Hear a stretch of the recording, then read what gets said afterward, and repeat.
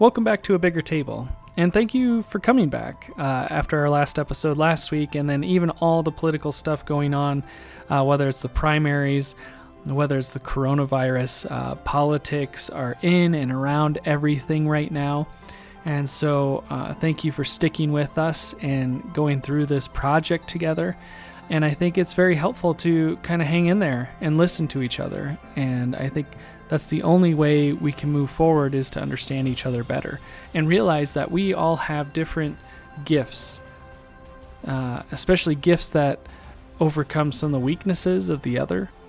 And so what you're going to hear today and going each week forward is you're going to hear from each individual that I interviewed and their political party. I didn't want to mix them up because it gets too confusing that way.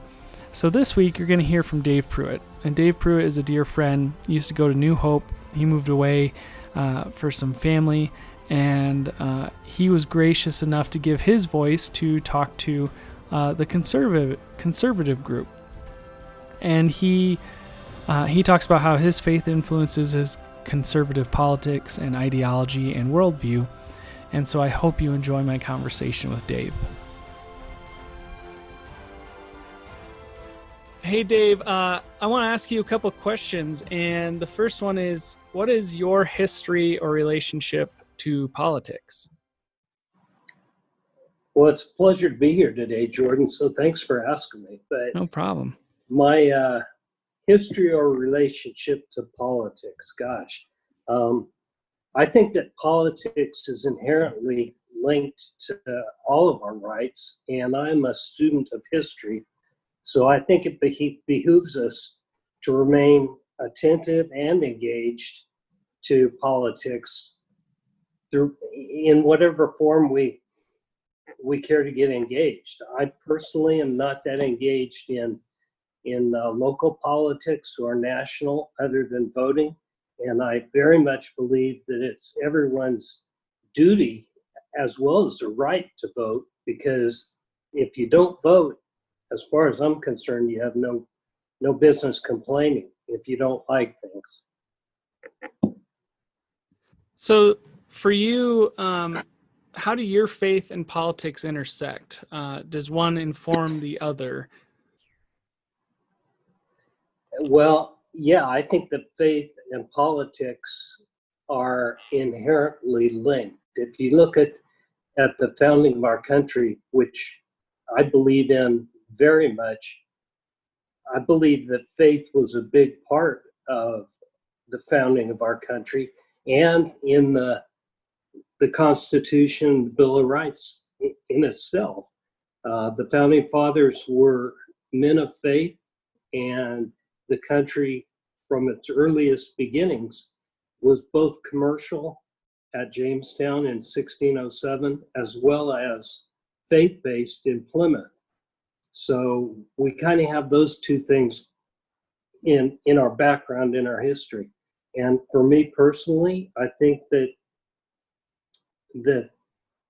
the faith helps me understand where I should be. I think that a lot of things that, in terms of faith, is just doing the right thing. You know, as the Bible says, as Jesus said, treat others the way you want to be treated.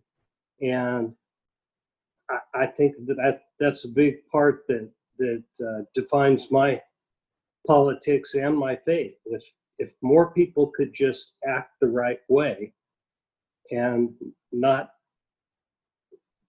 find divisiveness so often, I think we'd have a better world.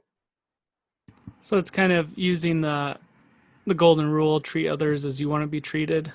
Yeah, exactly. Okay. So in terms of your politics then, of like the candidates that you support, you don't have to tell us who you support, but just in general, as you support candidates, is it more of, are they embodying the issues that are important to you, or is it merely if they wear the correct jersey, as in terms of like if they're wearing the Republican or Democrat jersey, then you just vote for them anyway? How does that work for you? No, not the latter. And by the way, I'm not a big Packers fan, although I I I do like their quarterback. He went to Cal. So, but no, it's not a Jersey issue to me. In fact, many years ago, I stopped identifying myself as a Republican or a Democrat and took on a moniker that was more descriptive of my beliefs. And I could see myself very easily voting for somebody of a different party than I am registered as if it had to do with beliefs.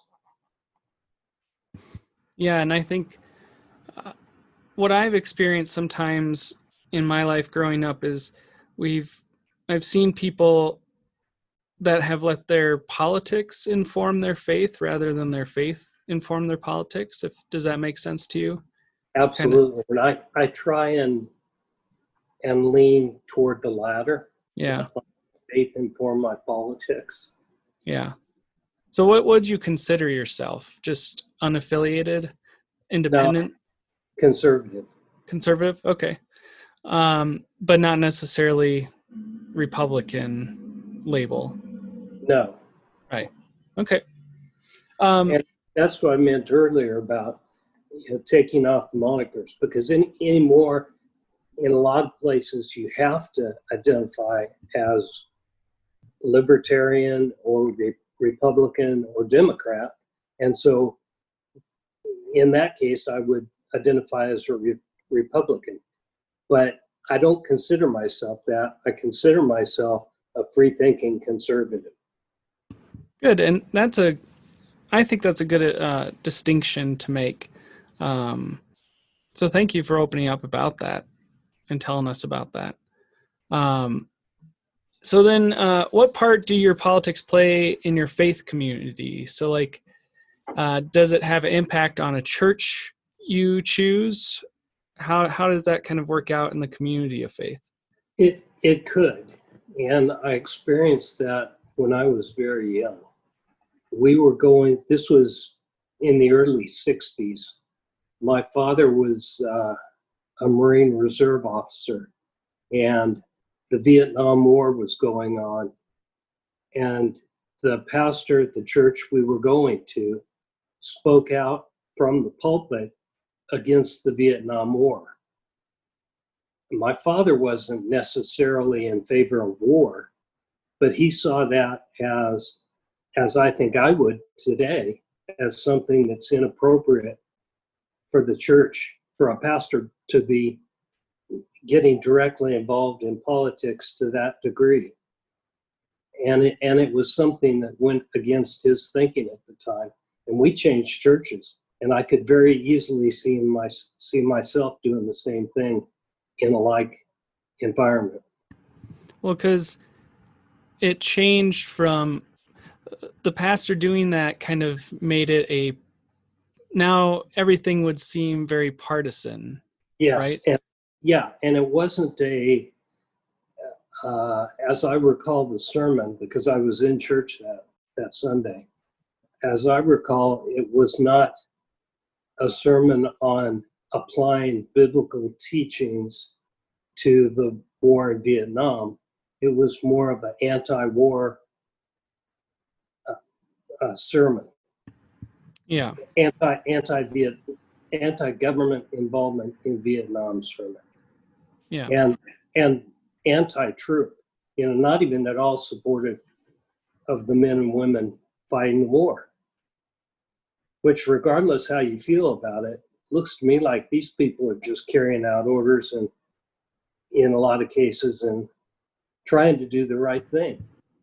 Yeah, they're doing their job. They're doing the thing they've been trained to do. Right. Right.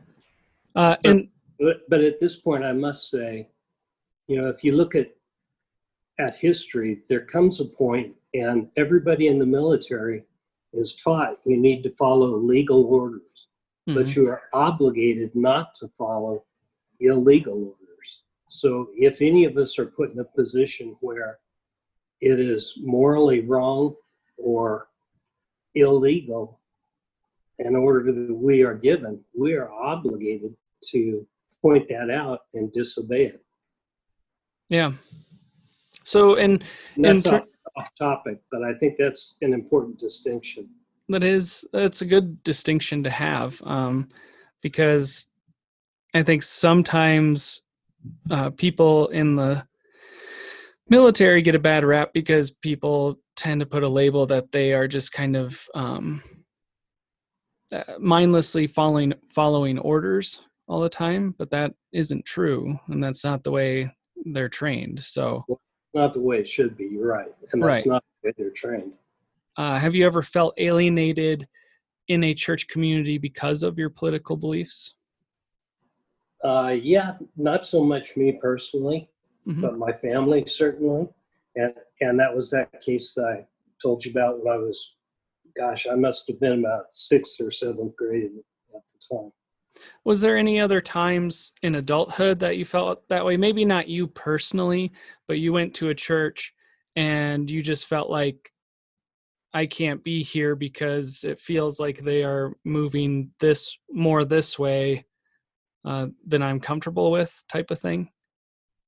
Well, there was one church that we were just joining, and the church started going in a direction that I didn't necessarily feel comfortable with. The church leadership had already made a decision to go ahead and go in that direction. Mm-hmm. And everything else about the church we were quite pleased with. We prayed about it and thought seriously about whether we should stay, and decided, yeah, it was something we could overcome, and we were going to stay. When you think of members of another party, do you view them as neighbors, or Absolutely. are they? Go ahead.